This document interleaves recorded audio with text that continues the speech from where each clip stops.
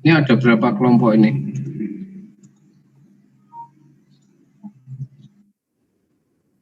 Ada 7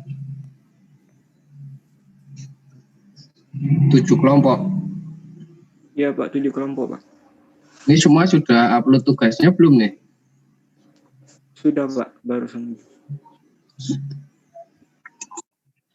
Oke, saya lihat dulu ya.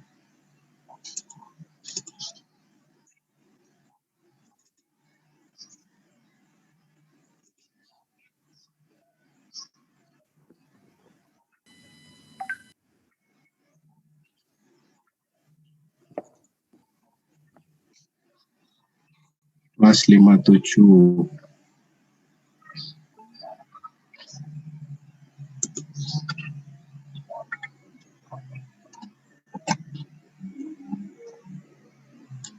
Di itu kan folder wiki pajak kan? Iya Pak. Oh, ini barusan yang uploadnya ya.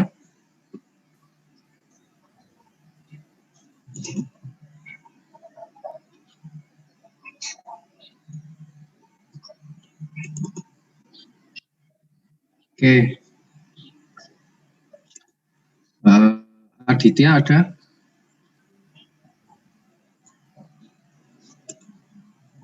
Ada, Pak. Aditya. Afifah? Ada, Pak. Ahmad? Ahmad Naufal? Amalia?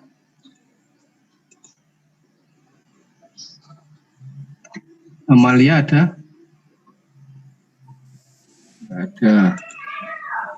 Anita? Hadir, Pak. Anissa? Hadir, Pak. Arsita? Hadir, Pak. Audrey? Aurora? Azhar? Azhar Mauli?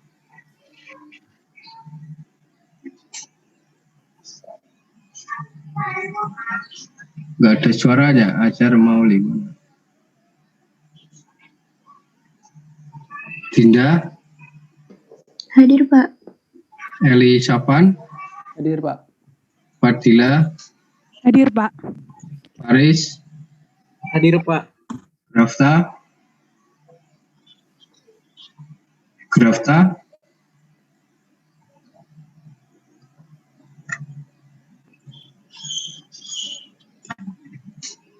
Ida Bagus? Hadir Pak. Juan Martin? Hadir, Pak. Muhammad Arif? Hadir, Pak. Niputu? Hadir, Pak. Raden Rara? Hadir, Pak. Renanda? Pak. Renaldo? Renaldo Mario?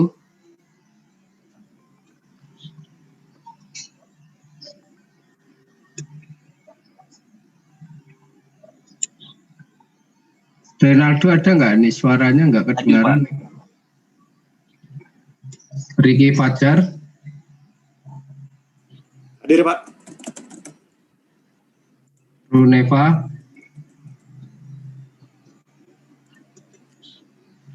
Shelly Azhara? Hadir, Pak. Sheryl? Shirley? Hadir, Pak. Hadir, Pak. Siti Nurhaliza? Hadir, Pak. Sophie Windy? Hadir, Pak. Sofia Indah? Hadir, Pak. Zaim Rafiki? Hadir, Pak.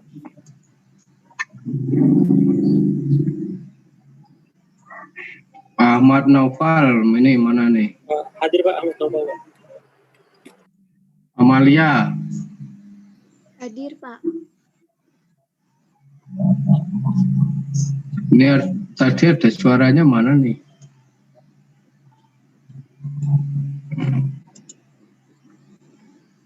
Azhar Mauli. Azhar katanya ada kendala di PC, Pak. Lagi sedang mencoba, Pak. Oke, Grafta. Ya.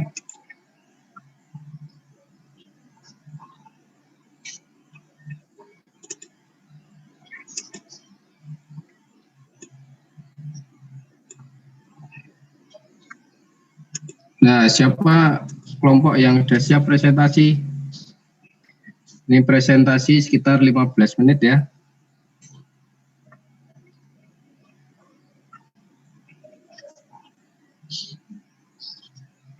Ada yang mau presentasi kelompoknya?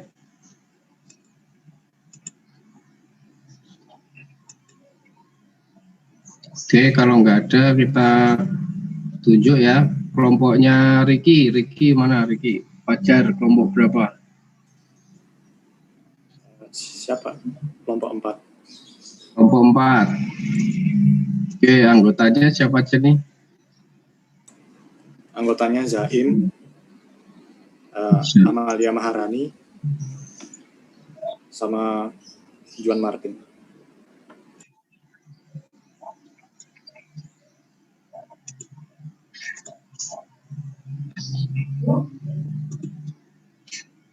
Ya, silakan presentasi 15 menit. PR-nya apa?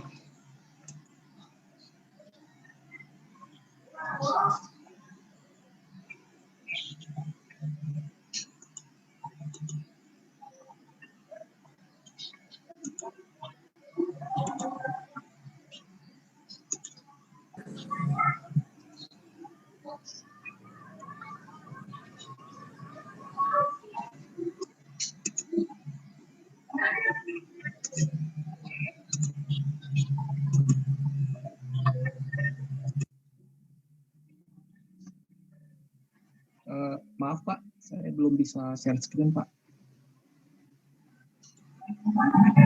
Ya, silakan. Terima kasih Pak. Azhar Mauli ini yang belum tadi kendala itu ya. Kendalanya apa nih?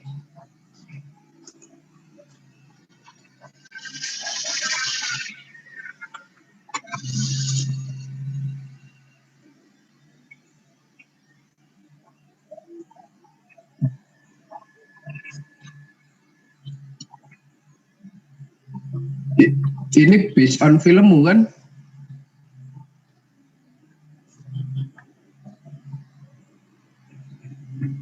Tes.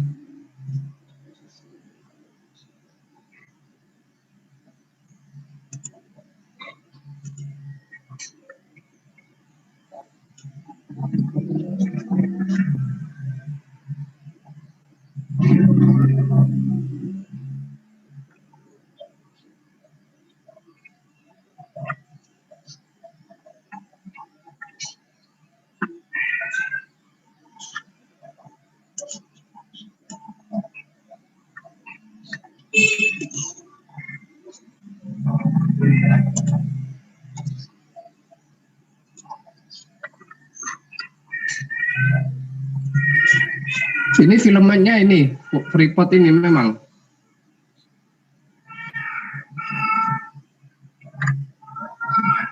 Iya Pak.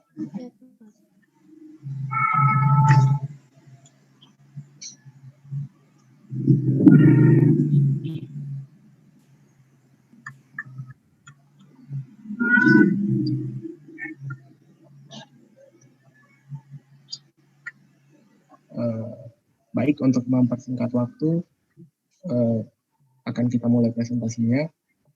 Kami dari kelompok 4, Manajemen dan Prodi Wajib Pajak, akan mempresentasikan mengenai perancangan data flow diagram dan flowchart proses bisnis PT Freeport Indonesia. Anggotanya terdiri dari Amalia Maharani, Juan Martin Nainggolan, Riki Fajar Tahyadi, dan Zaim Rahbiki.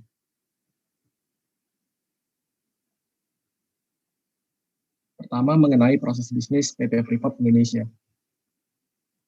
Penambangan terbuka ini dilakukan sampai akhir 2016, tepat di bawah tambang terbuka Grasberg terdapat badan biji Grasberg Block Cave. Tambang terbuka Grasberg adalah salah satu dari 3 tambang di wilayah ini yang berproduksi.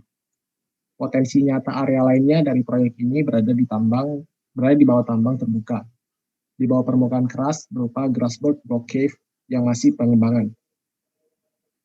PT Freeport telah memetakan infrastruktur masa depan berupa bermil-mil terowongan dan lintasan.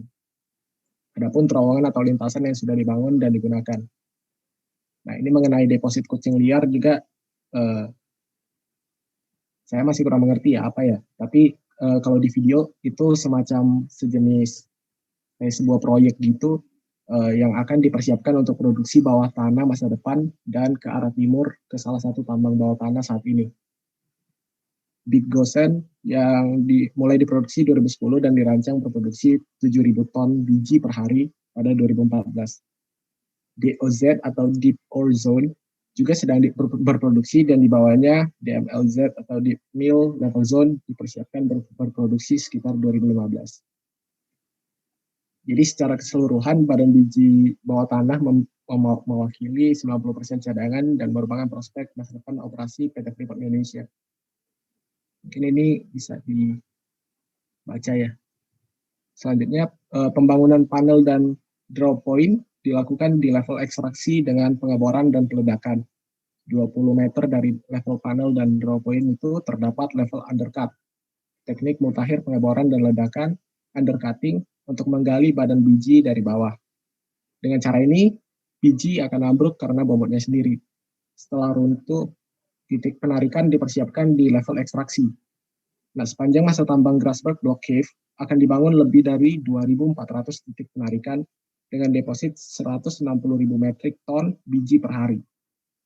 Biji yang runtuh ditarik dari semua titik penarikan, yaitu production marking from draw point. Biji diangkut ke saringan pemilahan saluran biji, lalu diisi ke rangkaian gerbong kereta di service level. Gerbong kereta membawa biji ke saluran rail dam yang menuju ke ore bin. Biji keluar dari ore bin dan disalurkan oleh apron feeder ke gratatory crusher untuk dihancurkan.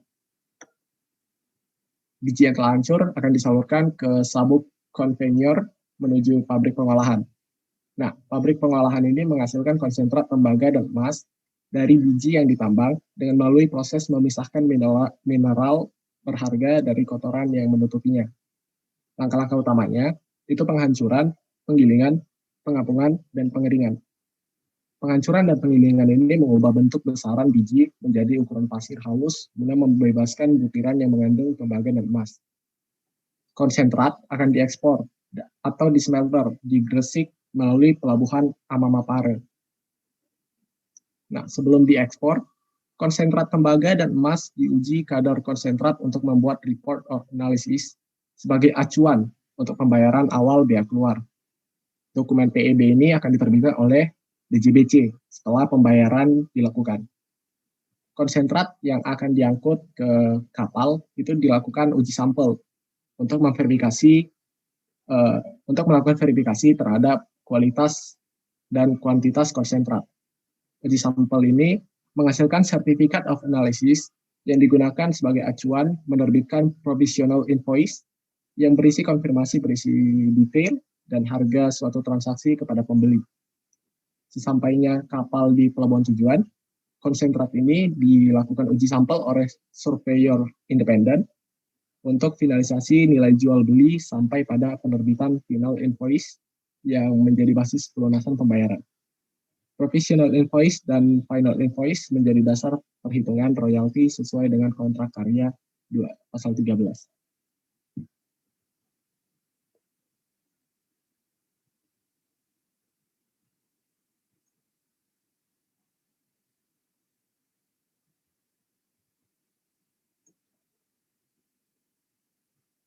Ya, selanjutnya ada diagram data flow level 0. Jadi dari sistem operasi perusahaannya akan memberikan laporan produksi kepada manajemen. Lalu dari pabrik tambangnya akan memberikan data persediaan biji dan data penambangan biji kepada sistem informasi perusahaan. Selanjutnya, customer akan melakukan pembayaran atas order beli dan dari perusahaan akan memberikan faktur penjualan. Lalu dari surveyor independen tadi, surveyor Sukovindo akan menganalisis dan akan memberikan report of analysis. Dan juga dari Direktorat Jenderal Bea dan Cukai, setelah dilakukan pembayaran kepada Direktorat Jenderal Bea dan Cukai, DJBC akan memberikan dokumen PEB.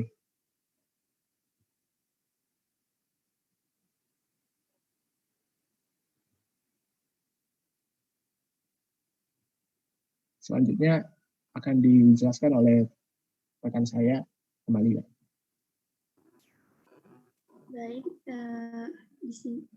Dan bisa minta tolong dikecilin. Di sini saya akan menjelaskan mengenai di level 1 dari PT Freeport Indonesia. Di PT Freeport Indonesia itu diterapin 2 teknik penambangan, ada yang open pit yaitu tambang terbuka, lalu di situ juga ada open pit tambang terbuka itu yang di grassberg, dan juga ada tambang bawah tanah. Nah di sini proses yang pertama itu ada proses penambangan.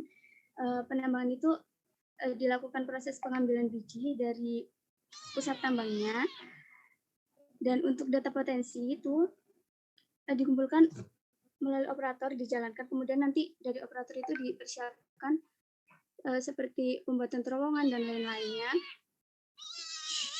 Kemudian setelah proses penambangan itu keluar output berupa biji. Nah biji itu diangkut ke pabrik, dan di pabrik itu dilakukan proses pengolahan.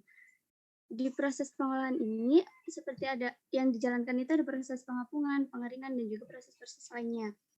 Nah, dari proses pengolahan ini menghasilkan 2 output, ada konsentrat, yang mana konsentrat ini nantinya akan dibawa ke tempat penyimpanan.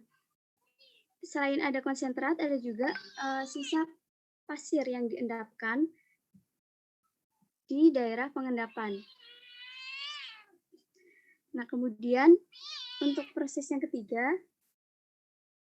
yaitu proses ekspor. Sebelum dilakukan ekspor, terlebih dahulu itu ada dilakukan uji kadar konsentrat yang dilakukan oleh surveyor Sukovindo. Nah, sebelum dilakukan uji konsentrat ini, diajukan terlebih dahulu surat permohonan. Nah, setelah dilakukan uji konsentrat, nanti akan ada output berupa report of analysis. Dokumen ini digunakan untuk keperluan ekspor. Nah, ekspor ini juga berhubungan dengan customer. Di sini customer mengajukan inquiries-nya, kemudian melakukan order dan juga pembayaran atau payment. Dari proses ekspor ini menghasilkan respon to inquiries-nya dari yang diberikan oleh customer, lalu juga diberikan invoice. Nah, sebelum dilakukan ekspor juga dilakukan terlebih dahulu pembayaran biaya ekspornya untuk kemudian dikeluarkan pemberitahuan ekspor barang oleh Direktorat Jenderal Bea dan Cukai. Nah, untuk data ekspor itu dilakukan penyimpanan, disimpan di penyimpanan data-data ekspor yang di sini.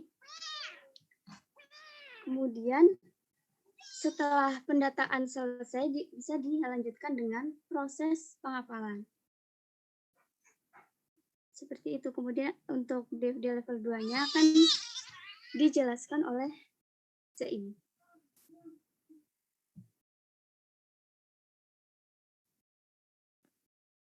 Baik, sebelumnya maaf karena DFD level 1-nya sama level 2-nya agak nggak sinkron.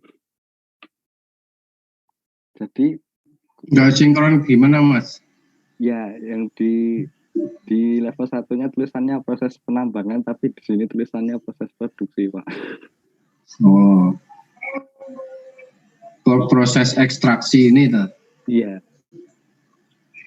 Loh, yang bikin kan satu kelompok, bisa nggak nyambung? Ya, soalnya saya duluan jadi, Pak. Oh gitu. Ya, oke, silakan.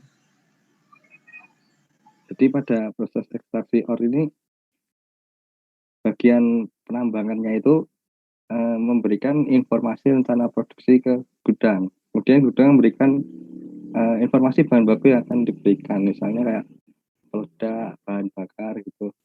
Kemudian kalau misal bahannya kurang atau gimana gitu, kita beli dari supplier gitu. Kita memberikan data pembelian, kemudian supplier memberikan data penawaran dan invoice pembelian. Kemudian ketika penambangan sudah terjadi, maka akan memberikan laporan ekstraksi ore kepada pabrik pengolahan. Pabrik pengolahan akan memberikan laporan produksi konsentrat kepada manajemen. Nah, manajemen akan mensuplai data material, data daftar produksi sama factory overhead, dan proses ekstraksi ore-nya memberikan laporan produksi dan laporan pembelian kepada manajemen. Oke, next. Kemudian DFD PT yang bawahnya dulu aja. Kemudian level 2 proses pengapalan. Nah, dalam proses pengapalan ini kan tadi dari pabrik pengolahan diberikan laporan produksi konsentrat ke unit pengarian dan penyimpanan di pelabuhan. Nah, unit penyimpanan ini akan meminta surat permohonan pemuatan ekspor barang curah kepada pelabuhan Mapare. Nah, di situ nanti dilakukan uji kadar konsentrat dari surveyor Sukovindo yang ditunjuk oleh Menteri Perdagangan untuk mendapatkan report of analysis. Nah, report of analysis ini jadi dasar untuk pembayaran bea keluar. Kemudian diberikan ke DJPT nanti akan mengeluarkan dokumen PEP. Dokumen PEP nanti diperlihatkan ke pelabuhan Mapare dan manajemennya. Terus si pelabuhan Mapare ini nanti melakukan pemeriksaan kepada kapal yang akan mengangkut gitu, sama pemuatan kapalnya.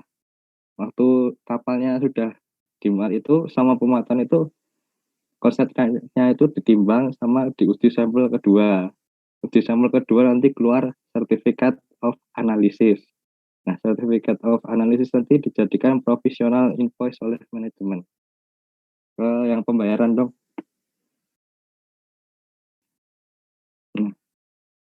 Setibanya kapal di pelabuhan tujuan, nanti dia melakukan pengeluaran sama penimbangan konsentrat lagi. Selama penimbangan konsentrat itu dilakukan uji sampel oleh surveyor independen. Nah, surveyor independen nanti mengeluarkan hasil uji konsentrat dan diberikan ke manajemen. Nah, sama pelabuhan tujuannya mengeluarkan laporan penimbangan konsentrat. Nah, kedua hasil uji sama penimbangan itu nanti dijadikan final invoice.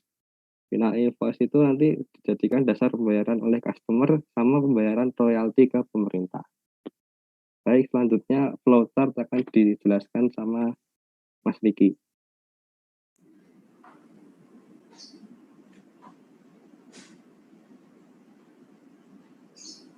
Baik, saya akan menjelaskan flowchart dari proses bisnis PT Freeport Indonesia. Yang bisa dibilang ini sebagai halaman pertama, yaitu flowchart proses penambangannya.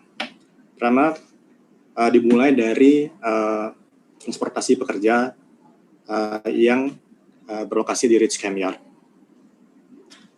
Jadi alurnya mulai dari Rich Camp Yard, terus para pekerja dan barang-barang itu ditransportasikan ke Terminal Grasberg. Di Terminal Grasberg ini bisa dibilang sebagai tempat utama transportasi orang dan barang. Jadi juga bisa ada jalur kembali ke Rich Camp Yard. Nah, pekerja-pekerja yang akan bekerja dalam penggalian biji Grasberg itu akan diangkut ke elevator pekerja dan barang. Nah, di elevator ini pekerja bisa ke dua level. Yang pertama itu level undercut. Yang pertama itu level extraction, dan yang kedua itu level undercut. Level extraction ini letaknya di bawah level undercut. Jadi untuk kerja yang masuk ke extraction level, dia itu akan membangun panel atau semacam terowongan dan juga titik penarikan dengan mengebor dan meledakkan blok Grasberg. Nah, sehingga dari proses pengeboman itu kita dapatkan biji Grasberg. Biji Grasberg itu akan diambil nanti oleh para pekerja dengan truk tambang. Nah, pekerjaan yang serupa juga dilakukan di undercut. Jadi di undercut itu pertama-tama juga buat panel sampai blok deposit biji Grasberg. Jadi sampai ke tembok depositnya itu. Lalu di temboknya itu akan dipasang dinamit untuk meledakkan deposit biji Grasberg. Deposit yang diledakkan itu akan jatuh karena bobotnya sendiri. Nah, selanjutnya setelah meledakkan itu, pekerja akan kembali ke titik extraction level. Dari extraction level itu yang panel yang sudah dibuat, pekerja juga akan memasang bom lagi, sehingga biji Grasberg yang sudah runtuh di atas di level undercut itu akan runtuh juga ke extraction level. Jadi bisa diambil lagi. Jadi bisa diambil di extraction level. Nah, ini biji Grasberg yang sudah diambil itu diangkut ke saringan pemilahan. Nah, di sini subprosesnya adalah penyaluran biji langsung ke gerbong kereta. Jadi waktu pengangkutan itu, terus biji Grasberg itu dikeluarkan, maka biji Grasberg itu akan langsung tersalurkan ke gerbong kereta yang ada di bawah extraction level. Gerbong-gerbong kereta ini dioperasikan secara otomatis, yang juga otomatis akan menjatuhkan biji-biji Grasberg itu ke alat penghancur di bawahnya. Biji Grasberg yang dibawa oleh yang itu ke alat penghancur itu nanti akan dibawa ke pabrik pengolahan dengan conveyor belt. Jadi dari conveyor belt itu, dari biji yang dibawa dengan conveyor belt itu masuk lagi ke terminal sebagai tempat utama keluar masuk barang. Dari terminal itu akan disalurkan ke pabrik pengolahan. Pabrik pengolahan itu lokasinya berdekatan dengan Rich Camp. Jadi selain kerja itu ke terminal, dia juga bisa langsung ke pabrik pengolahan. Di pabrik pengolahan itu akan dilakukan proses penghancuran, penggilingan, pengapungan, dan pengeringan biji Grasberg. Hasilnya itu adalah konsentrat tembaga dan emas. Proses ini dilanjutkan di dibilang halaman berikutnya.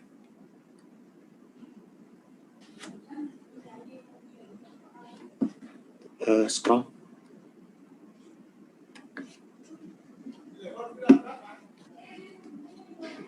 Oke. Selanjutnya ini adalah flowchart halaman kedua. Di yang bagian pertama sebelah kiri ini adalah proses pengolahan dan penyimpanan konsentrat. Proses ini pertama terjadi di pabrik pengolahan atau millnya.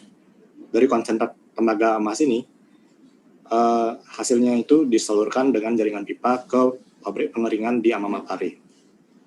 Jadi penyaluran konsentrat tembaga itu dilakukan di tempat yang terbuka.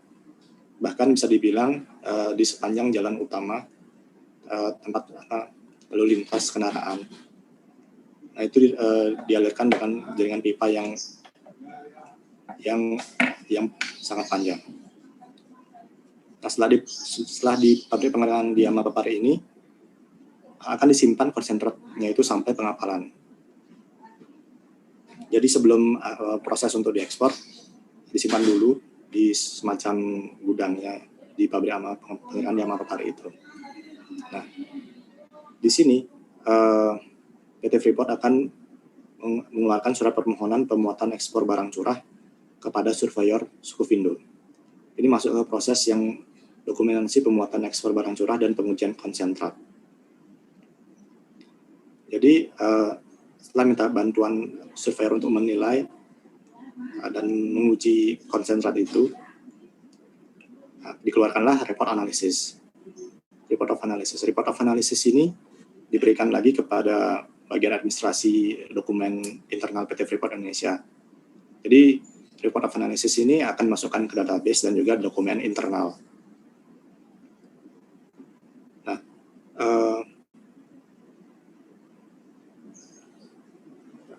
report of analysis ini kita serahkan ke DJBC sebagai proses pengurusan dokumen ekspor dan pengapalan. Jadi pertama di proses ini kita melakukan penyerahan report of analysis dulu dan juga melakukan pembayaran ke kantor pelayanan bea cukai Amamapare dengan report of analysis. Nah, setelah kita membayar, kita akan diberikan dokumen PEB oleh DJBC yang juga dokumen ini akan menjadi data internal dari KPBC Amamapare. Selanjutnya setelah mendapatkan dokumen PEB, harusnya ini masuk ke dokumen internal PT FI juga, dan database.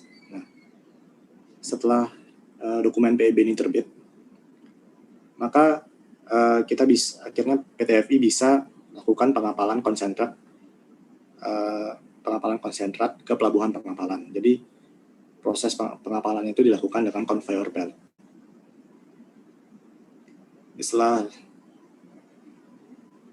Setelah di pengapalan ini akan dilakukan penimbangan konsentrat sekali lagi yang dianalisis oleh Sukovindo juga. Nah, setelah dianalisis dan diambil sampelnya oleh Sukovindo, diterbitkan lagi sertifikat analisis. Sertifikat analisis ini akan menjadi database PT FI dan dokumen internal PT FI. Nah, setelah proses ini selesai, barulah konsentrat tadi itu dikirimkan ke pelabuhan tujuan. Nah, sertifikat analisis ini juga akan menjadi professional invoice untuk pembeli. Proses selanjutnya akan diteruskan lagi di halaman berikutnya. Nah, di halaman berikutnya ini bisa dibilang proses finalisasi dan pencatatan transaksi ini. Pertama, proses finalisasi nilai jual beli konsentrasi ini yang dari pelabuhan pengapalan tadi. Pengiriman konsentrat dilakukan pengiriman konsentrat ke pelabuhan tujuan. Nah, setelah sampai di pelabuhan tujuan, maksudnya pelabuhan tujuan dari si pembeli, konsentrat ini lagi-lagi ditimbang dan diambil sampelnya oleh surveyor independen. Di sini tidak jelaskan apakah Sukovindo lagi atau bukan. Namun kalau ekspor ke luar negeri bisa jadi dari lainnya. Nah, setelah dilakukan penimbangan dan pengambilan sampel, diterbitkan final invoice. Final invoice ini juga harusnya masuk ke database dan dokumen internal PT FI. Nah, dan dengan final invoice ini dan juga profil invoice untuk pembeli, ini akan menjadi dasar dalam pembayaran transaksi oleh pembeli. Pembeli yang membeli konsentrat itu akan membayar royalti kepada PT FI sebagai BUMN pemerintah. Nah, setelah pembayaran royalti itu dilakukan, PT FI akan memberikan bukti penerimaan lagi kepada pembeli, dan bukti penerimaan sendiri akan dimasukkan ke database penjualan PT FI dan sebagai faktur penjualan PT FI. Nah, keduanya ini dari bukti penerimaan ini akan jadi dasar penyusunan laporan keuangan PT FI. Selanjutnya laporan keuangan ini akan disajikan kepada pemegang saham PT FI. Proses flowchart-nya selesai sampai sini. Jadi itulah flowchart proses bisnis secara keseluruhan dari PT Freeport Indonesia. Oke, silakan jika ada yang mau tanya ya, teman lain.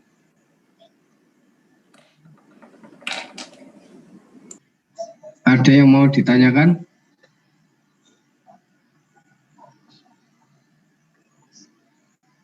Oke, kalau nggak ada, ini saya komentari ya.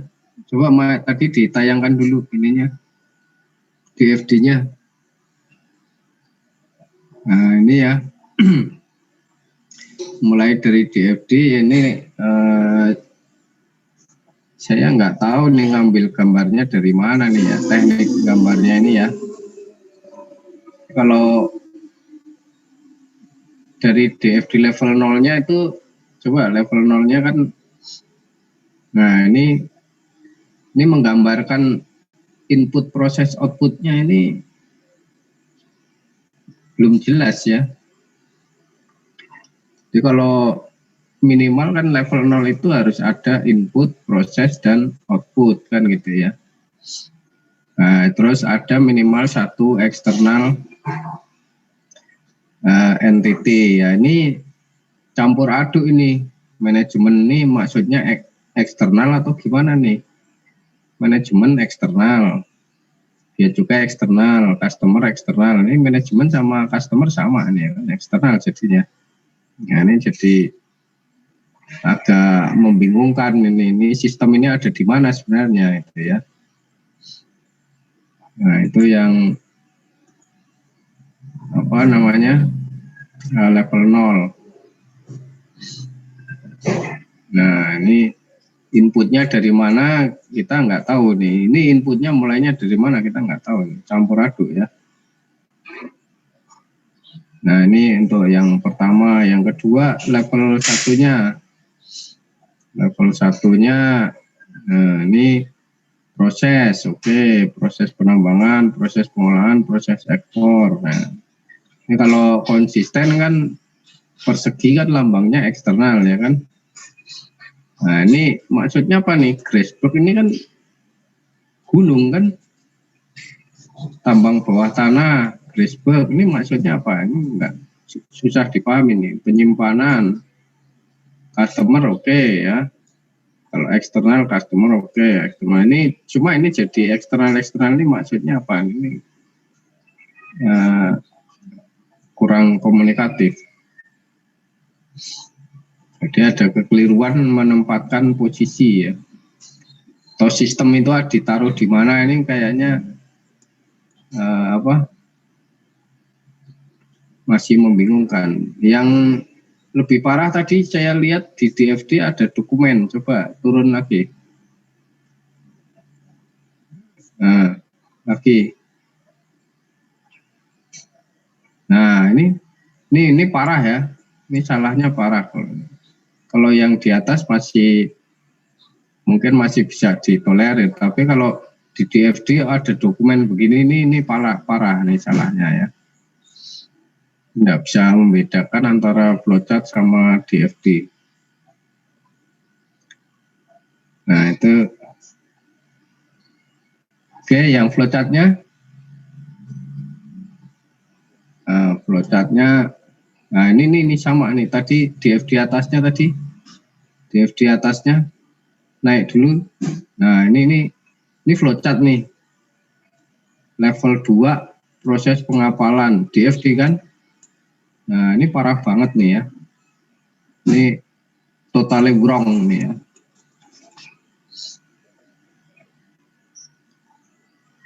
Jadi kalau DFD bukan seperti ini flowchart nih. Ini yang bikin level 2 proses pengapalan siapa nih? Saya Pak. Wah ini totally wrong ya. Kamu harus belajar banyak nih buat level 2 ini salah total nih. Nanti ujian nggak bisa ngerjain nih kalau kayak gini nih. Ini flowchart, ini bukan DFD nih. Nah terus yang flowchart bawahnya, nah ini salah ya. Nah ini salah.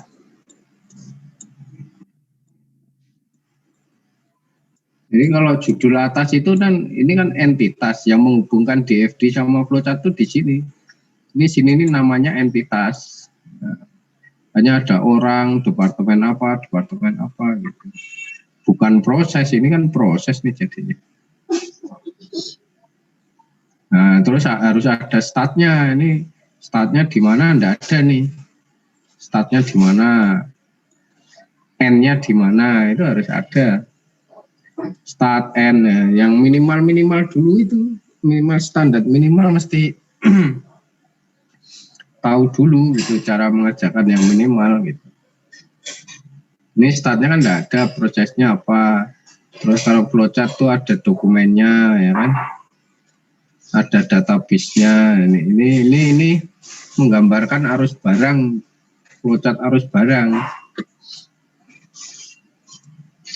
Transportasi orang dan barang, ya oke.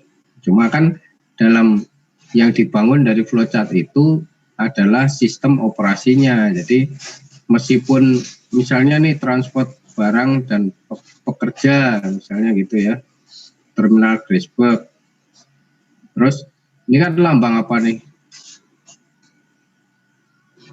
Kalau kayak gini ini lambang apa? Yang elevator, yang mana Pak? Yang seperti ini. Yang ini Pak, yang transport barang dan pekerja itu ya? Ya itu lambang apa? Itu lambang proses yang manual Pak. Manual. Iya. Manual proses. Iya Pak. Manual yang dimaksud manual proses itu? Berarti prosesnya nggak dilakukan secara terkomputerisasi, dilakukan oleh orang gitu. Nah iya, makanya oleh orang ini kan. Iya Pak. Itu berarti maksudnya dokumennya itu apa gitu. Kalau dokumennya masih di bawah Pak, ini untuk di halaman pertama masih proses penambangan, di bawahnya itu baru ada dokumen-dokumennya. Terus kalau ini lambang apa nih? Yang mana Pak? Oh itu ini lambang subproses. Jadi tadi kayak saya bilang kan mengangkut biji ke saringan pemilihan. Di videonya itu memang benar kita angkut biji ke saringan pemisahan. Ya. Pemilahan. Nah, ya kalau di videonya benar, maksudnya pelambangannya ini benar apa enggak? Ini kan yang sini manual proses itu maksudnya manual proses dokumentasi. Ini enggak ada lambang kayak gini, ini kan enggak ada. Kalau di aplikasinya sih itu lambang transfer Pak gitu. Kalau tanda panah itu sih saya lihat di pakai software buat untuk flowchart itu dibilang sebagai lambang transfer. Jadi saya asumsikan pembawaan biji Graceberg ke pabrik pengolahan itu transfer ke conveyor belt. Jadi harusnya dari conveyor belt ke terminal dulu, baru dari terminal ke pabrik pengolahan. Ya transfer itu memindah, enggak? Mau pindah pakai lambang itu ya dipindah doang, tapi bukan sebagai entitas. Ini kan kamu jadinya entitas nih. Oh gitu. Ini kan sama ini kan entitas. Ngapain nih belok ke sini itu kan seolah-olah ini ada satu terminal di sini. Ya soalnya kan terminal Graceberg itu apa Pak namanya? Keluar masuk utama gitu. Oke, turun ke bawah.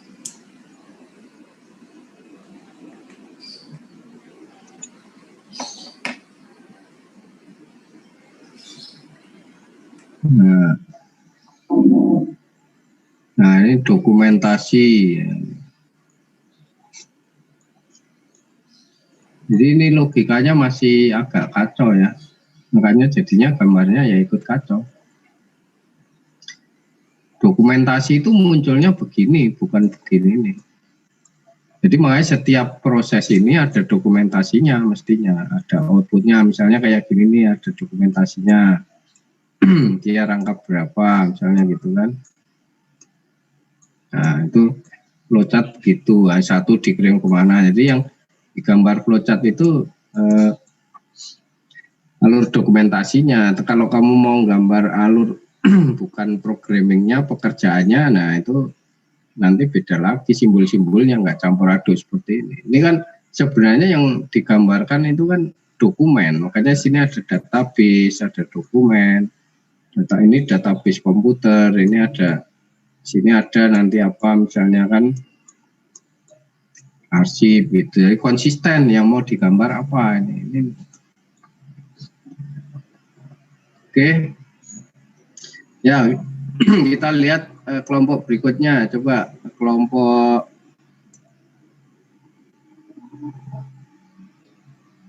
tadi kelompok 4 ya.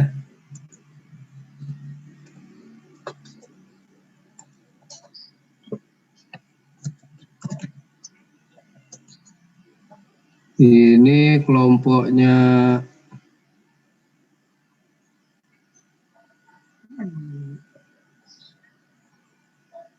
Sofia.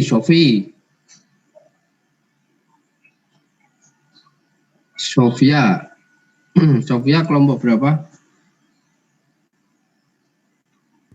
Kelompok 1, Pak. Ya, kelompok 1. Siapa aja nih?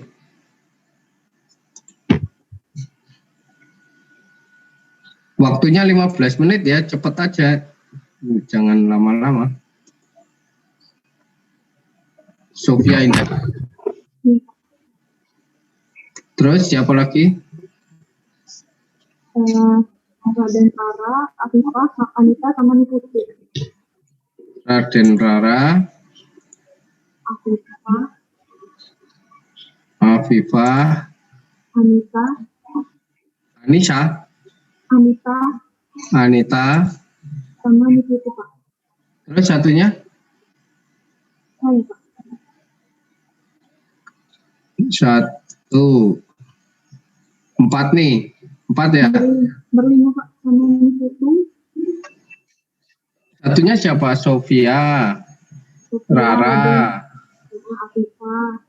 Afifah, Anita, sama terus Niputu Semar Putri. Niputu. Iya, Pak. Oke, silakan.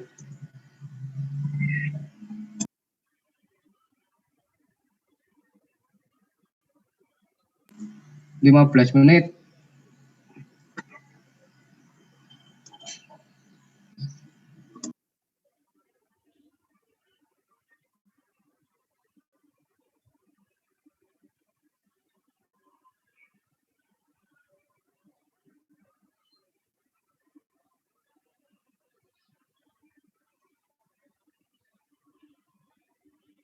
Pak, maaf, Pak. Nggak ada yang bisa share screen, Pak.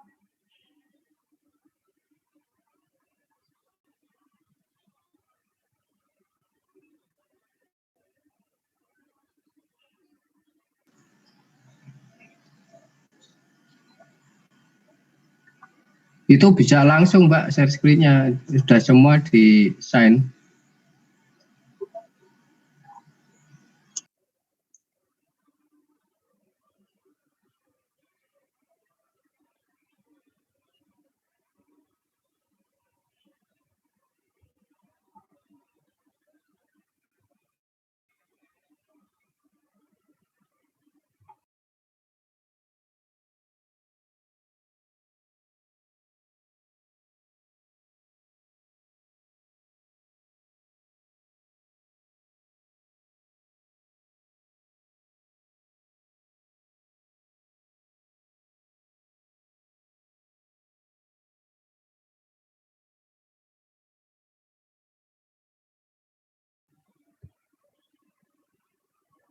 Jadi kelompok 1, kelompok saya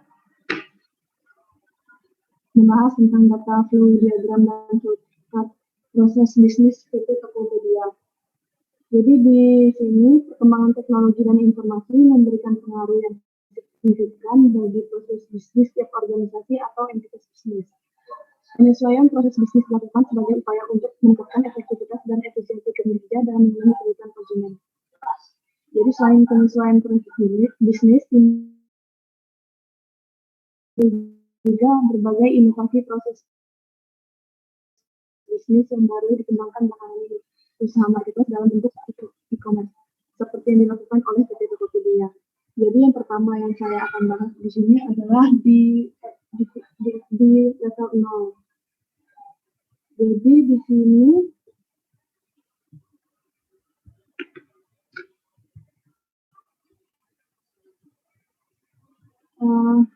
dimulai dari konsumen. Bentuk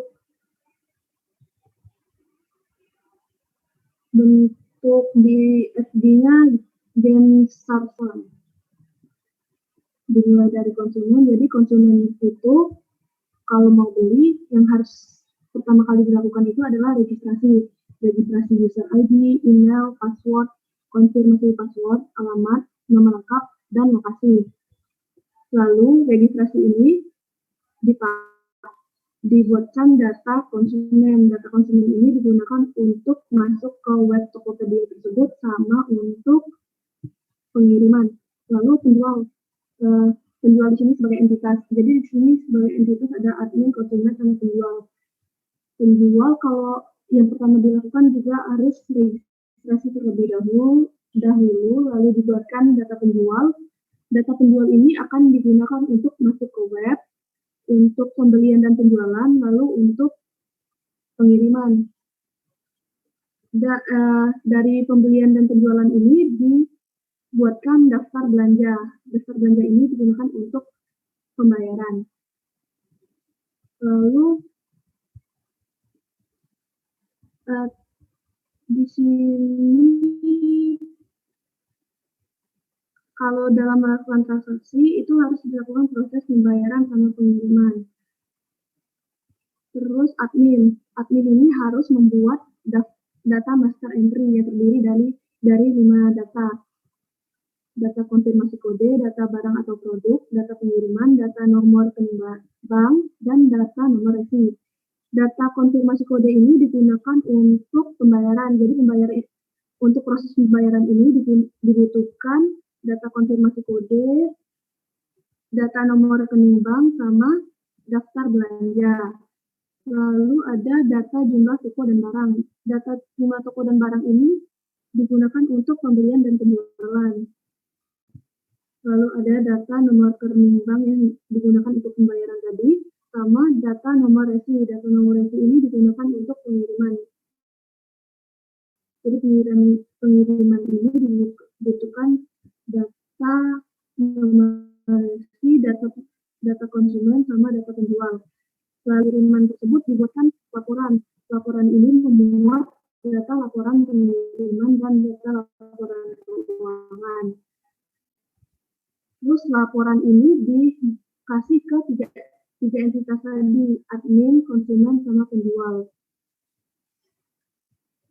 Jadi data flow diagram level 0 ini menunjukkan proses-proses utama yang dilakukan oleh perusahaan beserta hubungannya dengan pihak eksternal berdasarkan DFD 0, registrasi, pembelian dan jualan, pembayaran, pengiriman, dan pelaporan. Pihak eksternal yang berhubungan dengan penerimaan atau pemberian data dalam proses tersebut ada penjual, konsumen, sama admin.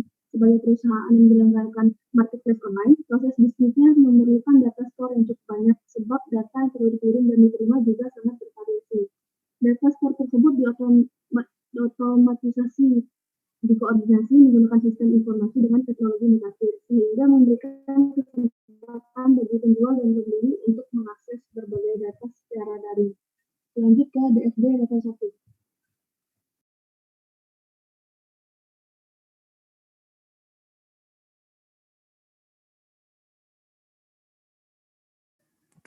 Baik, untuk DFD level 1, ini merupakan dekomposisi dari setiap proses yang ditampilkan pada DFD level 0. Di sini saya mengambil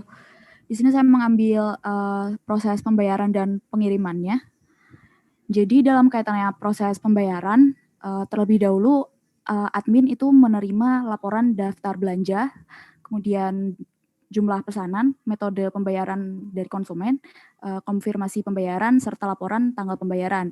Kemudian pada saat yang bersamaan, informasi tersebut diterima oleh penjual, yaitu laporan daftar belanja, kemudian ada laporan pembayaran telah diterima. Kemudian pada saat yang bersamaan juga, konsumen melalui notifikasi aplikasi itu akan mendapatkan informasi mengenai daftar belanjanya, kemudian jumlah pembayarannya berapa, metode pembayarannya apa, kemudian laporan konfirmasi kode, nomor rekening bank, dan laporan tanggal pembayaran. Lalu kaitannya dengan proses pengiriman, admin menerima terlebih dahulu laporan alamat kirim, laporan pesanan, laporan tanggal pengiriman, laporan lama pesanan, lalu laporan pesanan diterima itu juga diterima oleh admin, begitu juga diterima oleh konsumen. Kemudian dari penjualnya kepada penjualnya, penjual juga menerima laporan alamat tujuan, laporan pesanan dikirim, laporan lama pesanan sampai seperti estimasi pesanan itu nanti akan sampai kepada konsumen berupa notifikasi di aplikasinya, kemudian ada laporan pesanan diterima. Sekian untuk DFD level 1.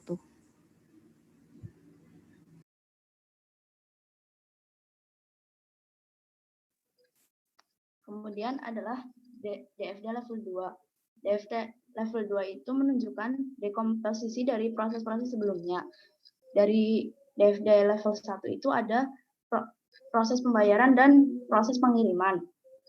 Yang pertama, dekomposisi proses pembayaran itu dimulai dari proses login. Maaf, itu seharusnya lingkaran yang 1.1 itu. Kemudian menginput data pembayaran ke data store, kemudian melaporkan data pembayaran ke admin, dan menyampaikan data pembayaran ke pembeli. Kemudian dekomposisi proses pengiriman. Next, dekomposisi proses pengiriman. Dekomposisi proses pengiriman menggambarkan beberapa subproses, yaitu yang pertama, mencatat data produksi, kemudian disampaikan ke owner, kemudian meng-ACC atau mengkonfirmasi data, kemudian membuat nota pengiriman barang, dan membuat laporan pengiriman barang. Proses ini melibatkan beberapa data yang dihasilkan dan atau dibuat untuk melengkapi pengiriman barang, yaitu data proses produksi barang, nota pengiriman barang, dan laporan pengiriman barang. Sekian untuk DFD level 2.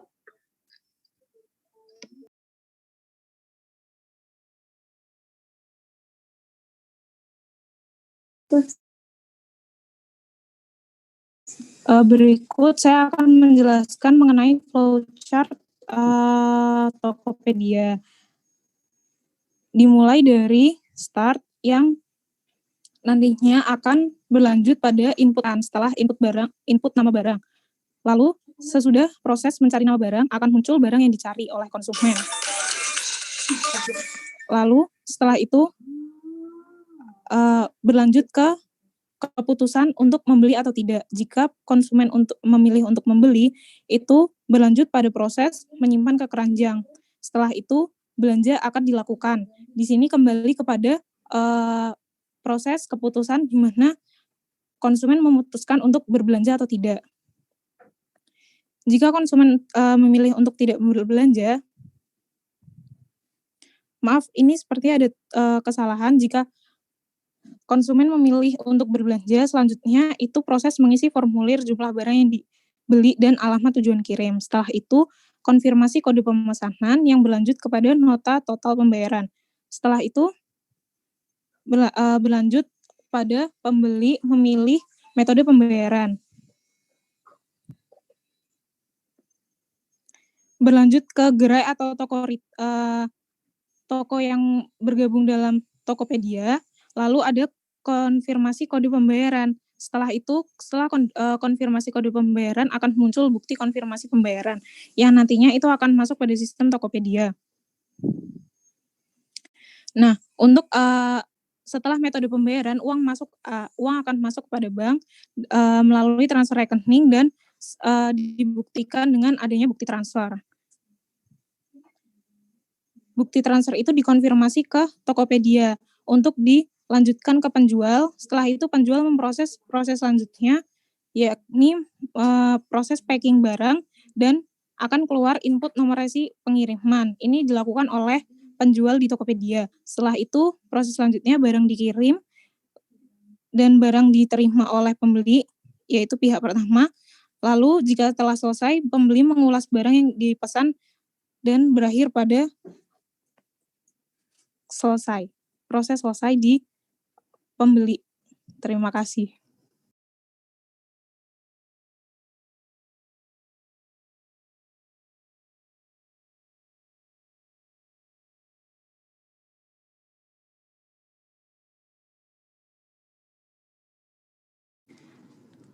Sekian presentasi dari kelompok 1. Ada yang ingin tanya temannya? Ada yang ingin ditanyakan?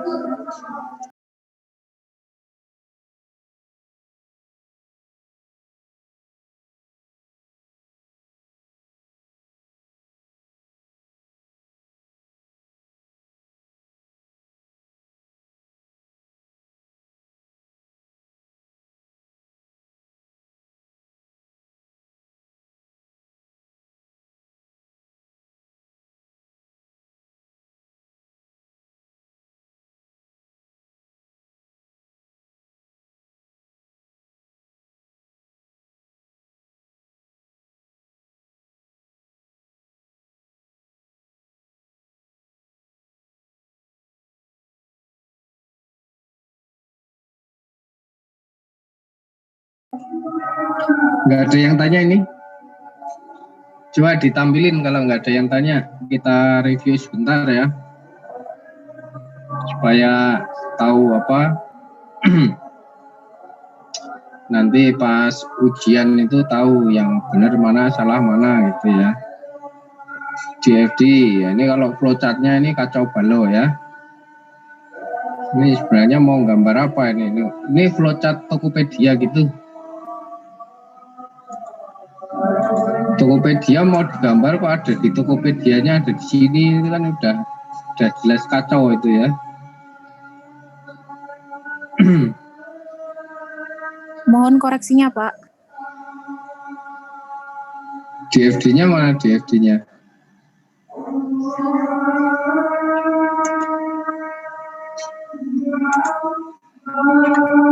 Bisa diperbesar nggak? Nah, ini. Nah, ini sama kekeliruannya kan sama nih kayak tadi. Sama kayak kelompok sebelumnya.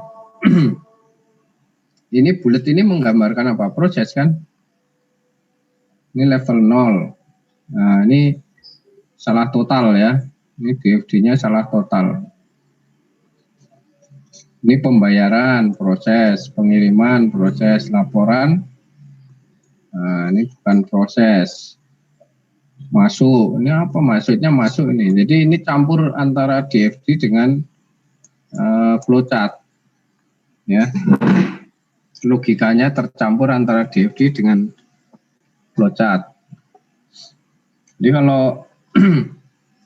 kalau DFD ya dia menggambarkan DFD level 0. Level 0 itu minimal satu proses, satu input, satu output, satu eksternal entitas. Itu udah bolak-balik dijelaskan ya.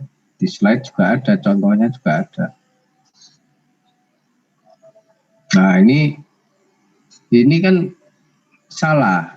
Ini entitas. Kalau kotak ini namanya kan entitas. Ini isinya data, salah semua kan. Nah, ini baru ini penjual. Nah, itu entitas eksternal. Konsumen, admin ini siapa? Admin itu ada di dalam sistem, jadi tidak ada admin transaksi.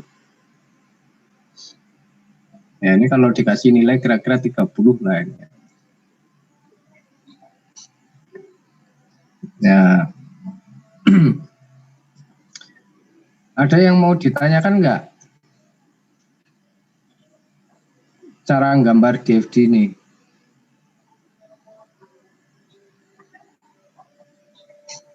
Izin bertanya, Pak. Ya. Tadi Bapak menyebutkan apabila entitas internal itu simbolnya tidak dalam bentuk kotak, Pak. Berarti simbolnya apa ya, Pak? Setahu saya untuk entitas itu kotak, jadi saya tidak memisahkan antara internal dan eksternal. Nah, entitas itu yang digambar eksternal, makanya tadi kan saya jelaskan. Kalau di level 0 minimal ada satu entitas eksternal, satu proses, satu input, satu output. Jadi kalau ditanya entitas internal itu ada di mana, ya tidak ada gambarnya, karena entitas internal itu ada di dalam proses itu, gitu kan. Misalnya gambar, nih kan, produksi, ya kan, proses produksi. Nah ini minimal kan ada entitas eksternal. Ada satu proses, ada satu input, satu output, ya kan. Entitas internalnya mana? Ya tidak ada, kan ada di gambar sini. Entitas eksternal apa? Ada di sini, makanya sini ada apa? Sini ada supplier, sini consumer, itu kan di luar perusahaan. Yang dimaksud eksternal itu entitas yang berada di luar sistem. Gitu. Jadi kalau sini gambarnya proses produksi, sini ada bagian lain, misalnya apa yang di luar proses produksi, SDM misalnya. Nah itu eksternal, itu bisa digambar eksternal karena apa? SDM ini di luar proses produksi. Tapi kalau bagian produksi ya tidak ada gambarnya karena dia ada di dalam sini. Nah itu makanya ini salah semua, karena apa? Ya kan admin ini ada berada di dalam sistem, harusnya nggak digambar. Registrasi ini proses, bagian dari proses konteks diagram, jadi tidak berdiri sendiri, masuk dan sebagainya. Makanya ini dia mau gambar flowchart, tapi pakai simbol DFD, makanya salah.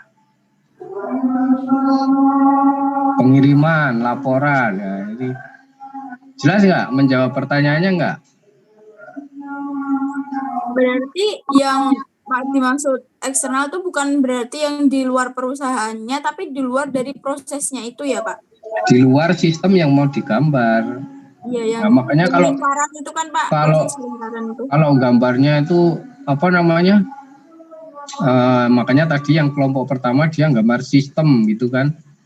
Itu nggak salah, itu dari sudut pandang yang besar dia benar. Yang salah itu dia ngelihat itu sebagai satu yang terpisah. Sistem ini artinya dia bisa elektronik, bisa manual. Nah kalau sistem informasi akuntansi itu dia berada di luar perusahaan. Jadi entitas sistem informasi akuntansi itu di luar bahkan organisasi perusahaan. Itu yang jadi kalau ngambil di internet termasuk pas baca yang di slide itu kalau ngambilnya langsung ditelan mentah-mentah dia pasti salah.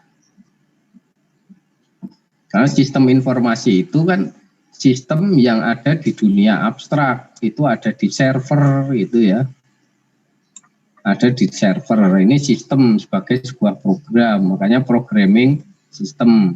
Tapi sistem yang berupa program itu terhubung dengan komputer di masing-masing bagian di perusahaan. Gitu. Makanya untuk melihat yang internal entitas ya jadi sulit, yang eksternal jadi sulit kalau melihat di sini.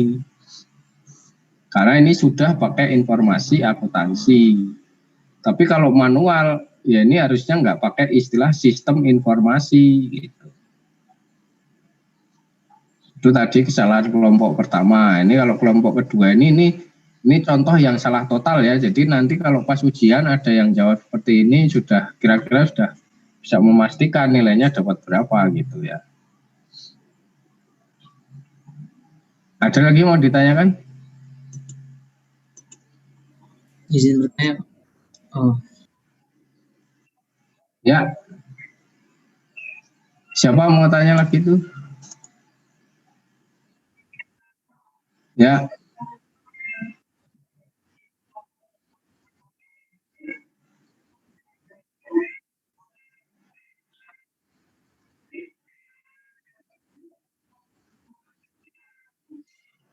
Campur sama manajer, kamu masaknya di mana?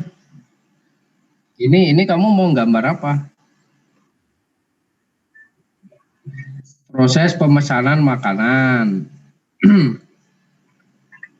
Proses pemesanan, coba ini dibersihkan dulu ini biar nggak mengganggu pemandangan nih, diganti apa layar apa gitu.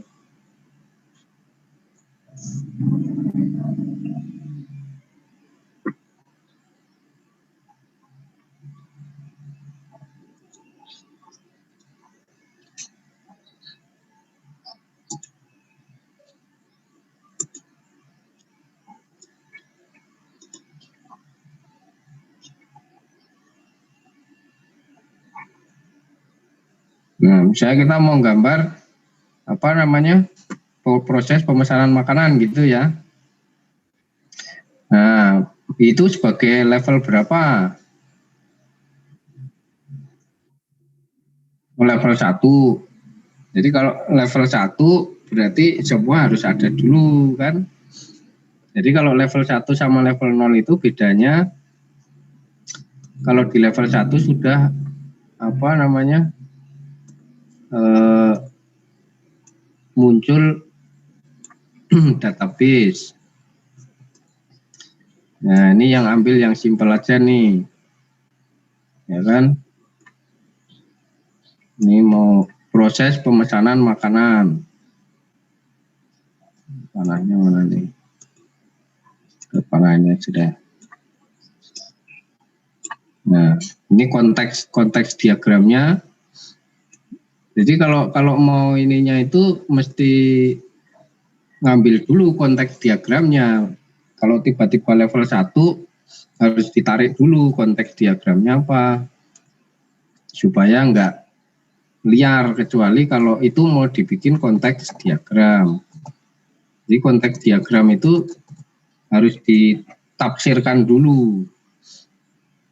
Nah, ini sekarang pemesanan makanan itu menjadi level 1 ya kan, tadi yang ditanyakan kan begitu kan.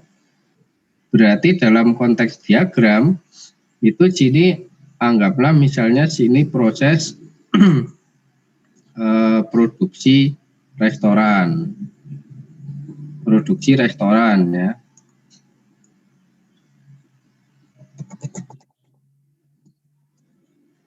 Produksi makanan.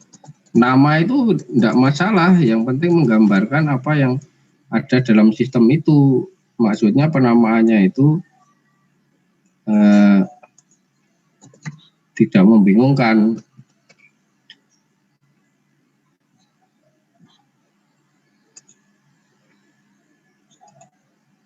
Nah, ini kan konteks diagramnya kan begini, karena kita harus tahu kan atasnya apa.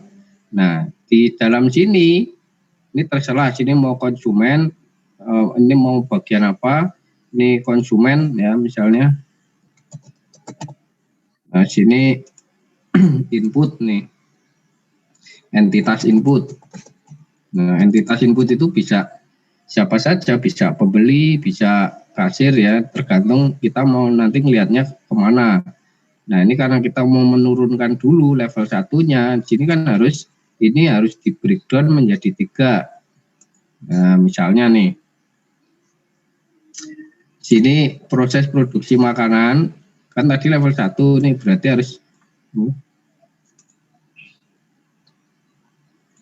harus dipecah jadi 3. Misalnya sini 1, ini saya mau gambarin kalau proses di bawahnya ini level 1 ini adalah bagian dari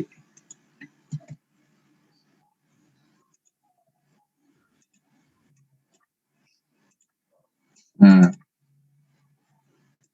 ini level 1-nya. Level 1 ini merupakan turunan dari turunan dari ini ya. Turunan dari ini. Nah, ini diturunkan menjadi ini. Nah, ini misalnya ini 1, 2, 3. Nah, ini level 1. Terus sini tadi mau diisi proses pemesanan makanan. Ya.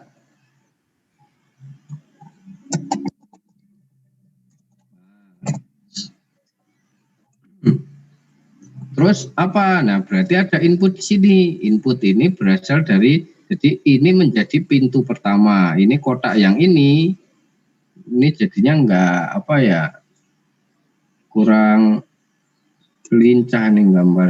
Nah, ini entitas input ini turun ke sini. Ini kan jadi dari 3 ini kan ini level 0 nih, pecah jadi 3. Nah, ya kan? Kalau dari konteks entitas input ini kan masuk ke sini. Nah, karena ini pecah jadi 3, entitas input ini dia pindah juga ke sini. Nah, gitu loh. Ini logika DFD itu begitu. Nah, jadi ini jadi 3 ini pemesanan makanan. Terus ini apa? Kira-kira. Nah, sini proses masak. Sini proses pembayaran. Nah, ini udah jadi 3. Ini level 1 semua nih, level 1, level 1, level 1. Ini kalau udah dibayar baru dikasih ke konsumen. Nah, ini kalau udah bayar baru dikasih ke konsumen. Terus yang ditanyakan tadi apanya? Hah? Entitas dapur. Nah, entitas dapur itu ada di mana? Sini kan? Digambar nggak? Nggak digambar karena dia ada di proses masak. Kan ini udah di breakdown kan, tadi kamu mintanya level 1 kan? Nah, ini kan proses pemesanan makanan, terus dapurnya kemana? Ya kan proses masak. Ini entitas, ini karena ada di bagian proses produksi makanan. Dia masih entitas internal, makanya dia tidak muncul gitu. Terus yang satunya manajer. Manajer ada manajer atau manajer yang mana nih maksudnya?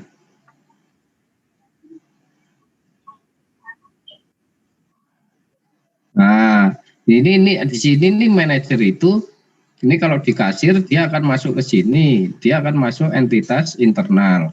Yang dimaksud eksternal itu kalau manajer yang dimaksud eksternal itu misalnya sini bagian audit. Nah, itu baru ini manajer juga. Makanya kalau pada gambar sistem informasi manajemen itu karena tidak jelas itu tadi jadinya salah. Manajemen itu kan banyak, ada bagian audit, ada komisaris, ada bagian pengawas, ada bagian pemeriksa, ada bagian direktur. Nah, kalau proses pembayaran ini manajer keuangan pun ada di sini gitu.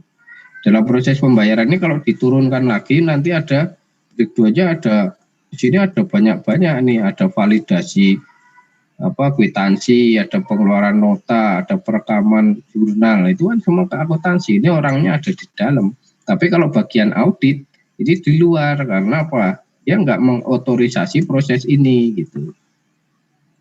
Orang yang berada di luar proses itu atau bagian yang berada di luar proses itu dia akan menjadi eksternal meskipun dalam satu perusahaan gitu. Paham nggak? Jadi kalau dijawab dapur sama manajemen ada di mana? Ada di dalam, nggak ada gambarnya semua karena di dalam proses ini. Tapi kalau ini sini nih bagian marketing, nah, ya kan? Ini kan entitas input tadi saya bilang ini bisa siapa saja tergantung sudut pandangnya nih. Kalau bagian marketing benar apa enggak? Benar, karena di luar proses ini, makanya dia entitas eksternal gitu. Entitas eksternal dari proses produksi makanan ini bagian marketing. Bagian marketing udah iklan kemana-mana, ada yang pesen kue misalnya gitu. Nah dia baru input ke sini, makanya dia entitas eksternal karena berada di luar proses itu. Paham ya? Ya.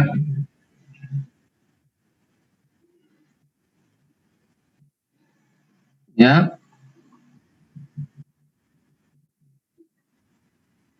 Ya.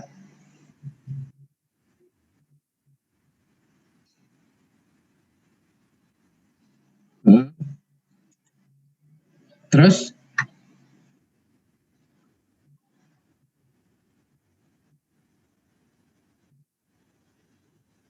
boleh.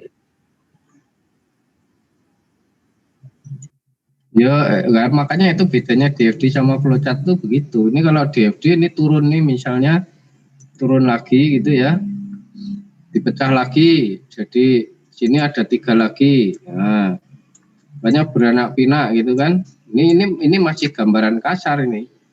Ini jadi 1.1. 1.2.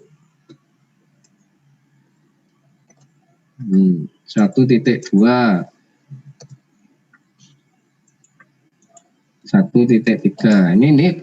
Ini kan logika dasarnya itu begini, nanti detailnya baru bisa ditambah macam-macam. Nah, ini hasil pecahan dari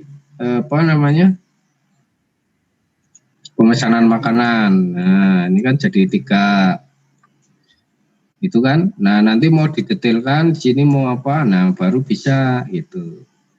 Tapi logik awalnya itu begini, terus sini jadi 3 juga, terus ini jadi 4 misalnya gitu. Nah, ini logika DFD itu begitu.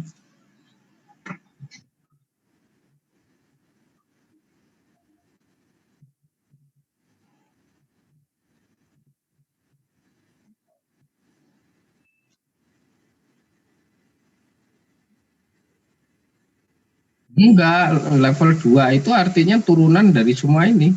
Jadi kalau misalnya dari sini nih gambar DFD-nya ya, flow-nya jadi sini, bagian marketing masuk ke sini, masuk ke sini, terus misalnya ke sini, ya ini udah level 2. Terus ke sini, ini enggak gambar dulu. Ini level 2 untuk proses makanan. Makanya ini angkanya tetap 2, ini angkanya tetap 3, tapi sini sudah berubah. Nah, ini berarti ini level 2, ini level 1 gitu kan. Gambarnya dari sini naik sini. Ini mau didetailkan sampai ini level 10 ya bisa, nanti enggak masalah. Logikanya itu begitu. Terus nanti dari sini, oh ini tadi kan detail proses makanan udah ada nih. Sekarang yang di breakdown proses masak. Berarti ini dari sini bagian marketing masuk terus ke sini pecah jadi 3 tadi, 1 ya kan, 2, 3 terus masuk ke sini. Terus ke konsumen. Nah, itu bisa. Nanti yang mau didetailkan itu sampai level berapa yang mana dulu. Nah, itu makanya harus ada koneksi ke level atasnya. Jadi kalau wah, ini kalau gambar level untuk proses masak kan banyak, makanya disingkat ambil level proses masak ini diambil yang level 1-nya ini. Tapi detailnya sini mungkin level 10 enggak masalah. Nanti ujungnya masuk ke level 1 proses masak itu.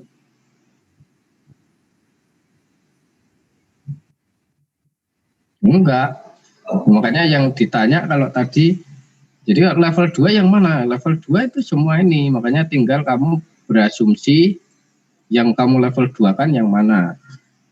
Tapi kalau basically sudah diambil yang atas, terus level 2 aja, nah berarti ini proses masak level 2-nya apa, proses pemesanan level 2-nya apa, proses pembayaran level 2-nya apa. Nah itu kalau ditanya umum ya begitu, kalau kamu nggak pakai asumsi gitu kan.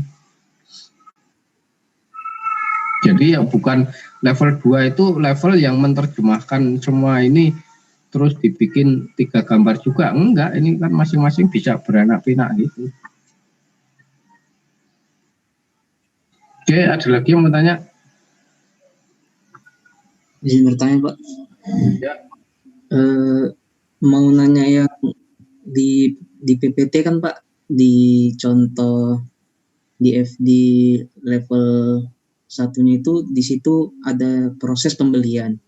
Nah, di proses pembelian itu kan ada tampilin aja di sini. Oh, oke, Pak.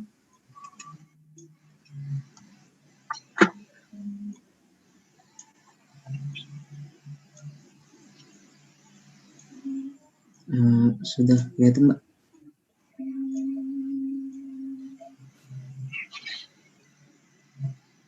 Terus? Kan di proses pembelian ini dilakukan oleh bagian pembelian. Nah, bagian pembelian itu kan bisa juga dia ada di dalam gudang kan, Pak. Tapi kenapa gudang ini digambarkan gitu, Pak?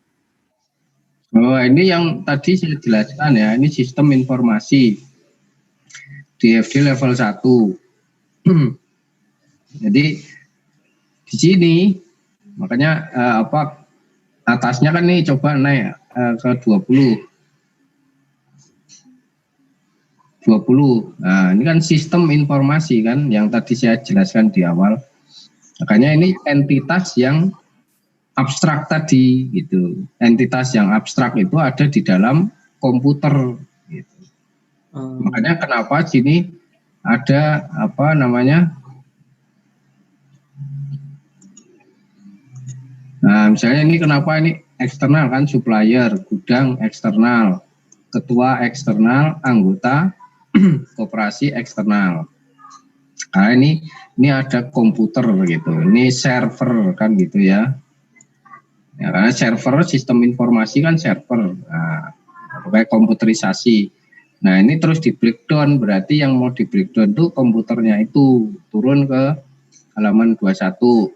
Nah, dia konsisten nih, gudang tadi kan eksternal ya kan, ya tetap harus eksternal. Itu kan ketua eksternal, anggota eksternal. Nah, dia konsisten gitu, yang saya jelaskan di tadi sama si Michelle, sama ini orangnya konsisten. Ini kita gambarnya juga harus konsisten. Kalau dia di eksternal dari awal, dia eksternal gitu. Dia eksternal terus gitu ya Pak? Iya, nah ini makanya kenapa proses pembelian ini kan bisa dilakukan bagian pembelian. Nah, itulah logika yang keliru di berikutnya. Ini logical DFD ya kan. Nah, kalau pakai physical DFD, nah baru dia jadi bagian pembelian gitu. Nah, ini proses pembelian itu meliputi ada bagian pembelian di sana karena ini logical DFD. Gudang ini menunjukkan dia entitas eksternal sebagai tempat menyimpan barang, bukan otak membeli barang gitu. Itu logical DFD itu begitu. Kan otaknya enggak ada di sini. Otaknya ada di sini ya. Thinker pembelian itu ada di sini. Makanya ini logical DFD. Kecuali di kotak gudang itu ditulis bagian pembelian baru salah ya Pak? Iya, salah. Nah, ini kalau ini proses pembelian terus ini nulis bagian pembelian, nah itu salah. Jelas salah, tercampur antara logical DFD sama physical DFD. Kalau dia sudah digambar, ya tidak perlu dibayar di duplikat itu. Paham ya? Paham Pak, terima kasih Pak. Ya, ada yang lain?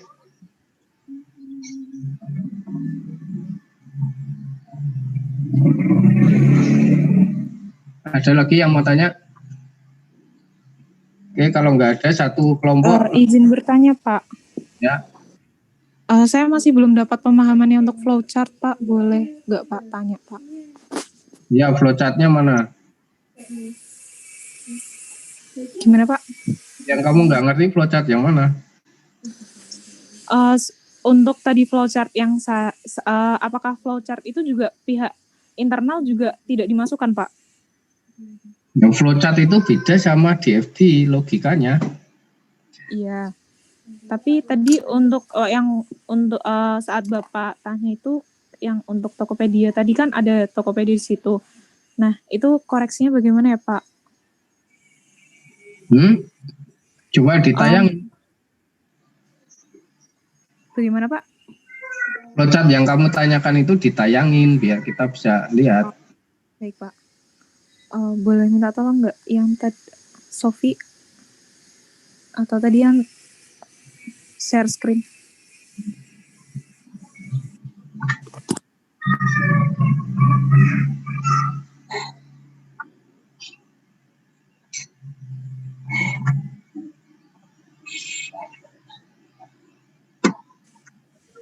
Untuk kelompok 1 boleh minta tolong nggak di share screen lagi?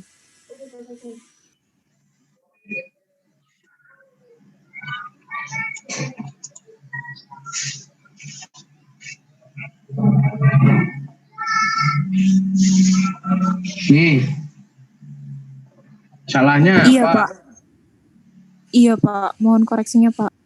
Nah, salahnya nih satu ya, tidak ada entitas.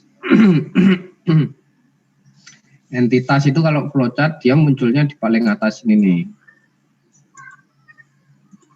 Nah, ini paling atas ini ada entitas. Makanya yang kelompok sebelumnya itu sudah benar atasnya ada, tapi nggak menamakan entitas, tapi proses. Makanya kalau kalian baca SOP KPP, sini kan ada seksi pengawasan, misalnya gitu kan, seksi TUP gitu ya kan, sini seksi kepala kantor misalnya gitu. Ini entitasnya harus ada. Siapa yang mengerjakan itu flowchart tuh begitu.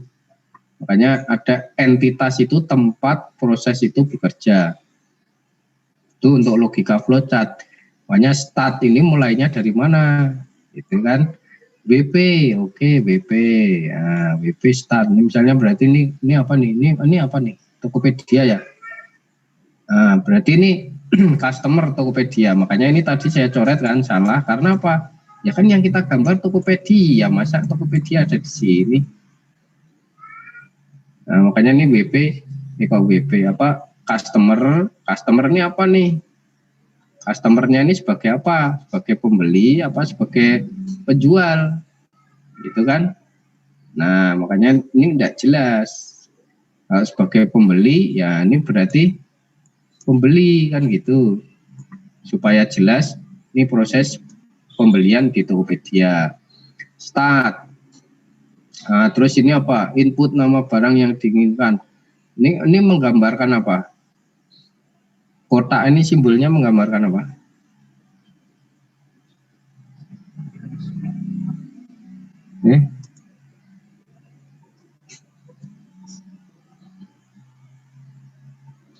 Tes, halo?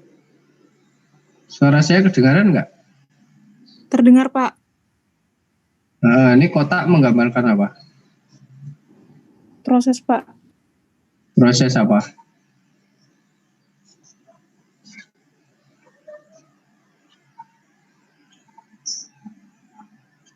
Coba ini apa dibuka ininya apa? Flowchartnya, simbol flowchartnya apa?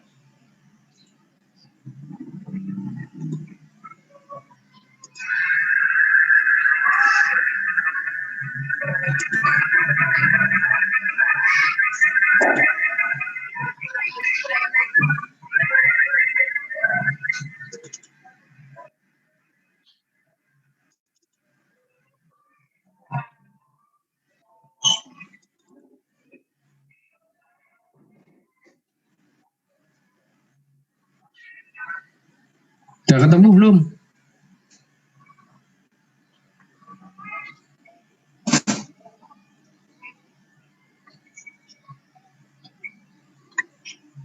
Sebentar, Pak, masih mencari.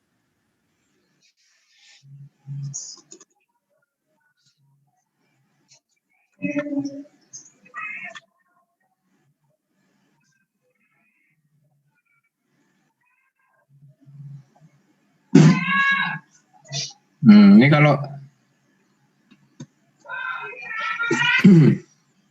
kalau pakai istilah yang umum ya. Jadi pakai yang istilah yang umum dulu kan. Tadi ada yang pakai apa software komputer apa tadi kan misalnya. Ya kalau nggak ngerti simbol-simbolnya untuk software itu buat apa ya jangan pakai software itu karena mungkin masing-masing software itu punya definisi sendiri untuk simbolnya gitu ya. Pakai simbol yang umum-umum dulu, makanya kita pelajari yang umum aja. Kalau udah bisa ya bagus ya, kalau yang umum belum bisa pakai yang pakai teknis ya malah tambah nggak karu-karuan gitu ya. Nah ini proses bukan proses ya sebenarnya ya. Di sini menggambarkan aktivitas yang dilakukan orang itu, tapi melalui mekanisme apa namanya komputerisasi ya, komputerisasi. Hanya lambangnya kotak, oke. Input nama barang, nah ini benar karena orangnya menginput. Mencari barang yang diinginkan, nah ini not necessary ya. Ya kan input ini dalam rangka mencari ya kan. Terus muncul barang yang dicari, ya ini apa ya, tidak perlu juga. Nah, kecuali kalau mau menggambar program. Kalau program nanti ceritanya lain. Jadi ya antara program komputer, ini kalau program komputer input nama barang, ini outputnya dia akan list barang gitu. List itu bentuknya dokumen karena dia database. Nah, list barang. Sampai sini paham nggak? Nah, Sudah mulai terangkan, Pak. Terima kasih, Pak. Jadi kalau mau masuk ke sini, ini turun ke sini sebagai aktivitas komputer, ini berbeda dengan aktivitas flowchart orang yang membeli di Tokopedia. Jadi kalau proses komputer start, oke, entry, searching, input. Nah, ini kalau proses komputer dia akan akses database.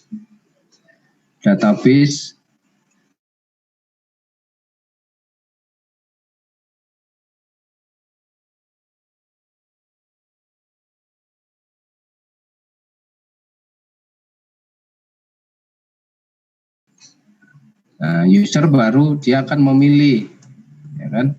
Memilih, baru decision beli atau tidak.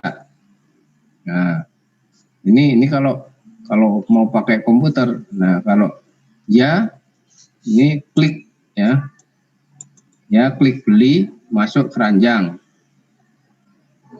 Kalau tidak, balik lagi, proses awal, searching lagi, masuk ke sini.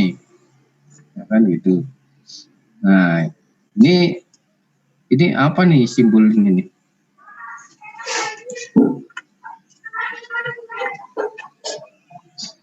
Tidak ada simbol nih, simbol bendera ini tidak ada ya.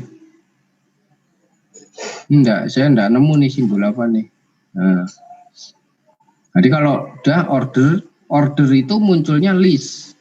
Ya, makanya order pembelian itu munculnya list, berarti dokumen order pembelian dia akan akses masuk ke database pembelian. Nah, nanti kalau baru masuk bayar apa enggak. Ini kalau dibongkar nih jadinya panjang ini ya. Nah, tapi ini gambarannya begitu. Ini alurnya itu syaratnya ini ada entitas, ada proses, dokumen. Jadi ini urutan proses ini mesti didetailkan. Ini manual kan. Yang pakai ini manual proses. Yang ini bukan manual proses. Nah, ini kan tidak ada nih mengisi formulir jumlah barang. Manual proses ini kan tidak ada. Order Tokopedia kan kamu nggak ngisi, ngetik apa istilahnya nulis tangan mengisi formulir kan. Nah, itu contohnya begitu.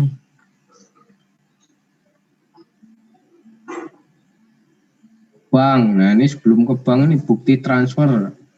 Ini kan harus ada proses pembayaran dulu. Mana proses pembayaran? Metode pembayaran. Metode pembayaran ini kan ada banyak. Nah, ini proses ini mestinya dipecah. Decision question, cash atau kredit. Decision question pakai apa? Topet ini OVO, pakai OVO atau pakai OVO cash apa enggak? Decision lagi. Cash point apa? OVO pointnya dipakai atau enggak? Decision lagi. Nah, itu gambarnya itu gitu, lebih banyak decisionnya daripada prosesnya ini. Makanya ini banyak salahnya. Baik, Pak, dimengerti. Terima kasih, Pak. Ya, ada lagi yang lain?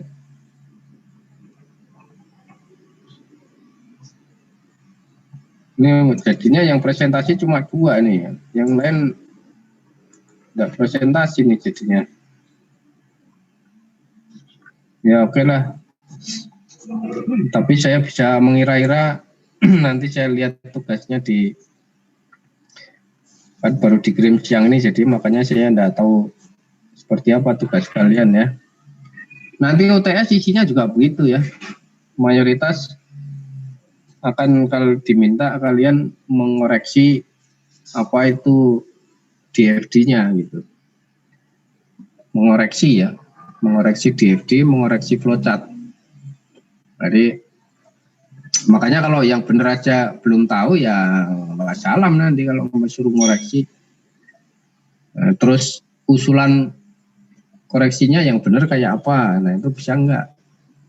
Kayaknya kalian mesti mahir itu ya, karena kalau ketemu WP itu WP ngasih lihat nih Mbak flowchart saya kayak gini, terus kamu suruh baca ini flowchart apaan, misalnya kayak tadi yang ditanyakan Michelle, kita suruh merekayasa level atasnya seperti apa, ini sebenarnya dia mau gambar apa, itu kan berdasarkan apa yang kita baca. Kalau kayak tadi Tokopedia kita baca yang disodorkan kayak tadi itu kan, ini prosesnya gimana nih, pusing kita kan, dia mau menggambar apa, informasi apa yang mau kita cerna itu jadi nggak tahu. Makanya kita tidak bisa mengidentifikasi aktivitas dari wajib pajak itu gitu kan.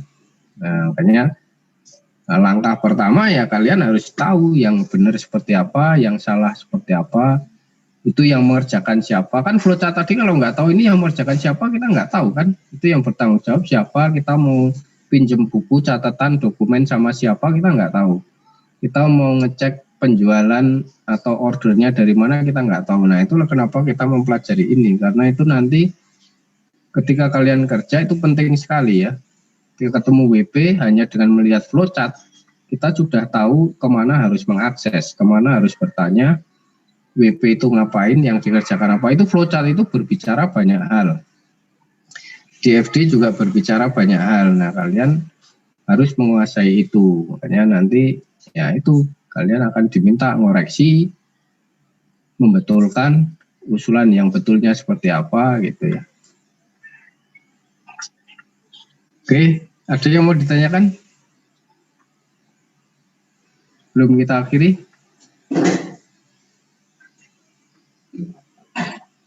Oke, kalau nggak ada pertanyaan ya kita akhiri ya. Untuk yang perdagangan jasa kalian baca di apa namanya wiki pajak, harusnya semua sudah selesai minggu ini ya. Kuisnya itu kuis keempat harusnya sudah selesai minggu ini. Jadi kalau terlambat itu ya kurang bagus itu kan, karena mestinya sehari sebelumnya sudah selesai. Oke, sampai ketemu lagi setelah UTS. Selamat sore. Selamat sore. Selamat sore, terima kasih Pak. Terima kasih Pak. Terima kasih Pak.